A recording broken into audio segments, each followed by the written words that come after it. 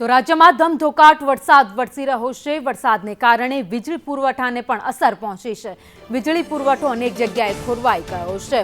તો કુલ 5298 જગ્યાએ વીજ પુરવઠો ખોરવાયો છે। 5275 જગ્યાએ વીજ પુરવઠો ફરીથી શરૂ કરી દેવામાં આવ્યો છે, જ્યારે 23 જગ્યાઓ પર વીજ પુરવઠો પુનઃ શરૂ કરવાની કામગીરી હજુ પણ ચાલી રહી છે। રાજ્યમાં 9904 ફીડર પર અસર થઈ છે, જેમાંથી 9677 ને ફરી શરૂ કરવામાં આવ્યા છે, જ્યારે બાકીના 227 ફીડર શરૂ કરવાની કામગીરી ચાલી રહી છે। રાજ્યમાં વરસાદને કારણે વીજ પુરવઠાને માઠી અસર પહોંચી છે।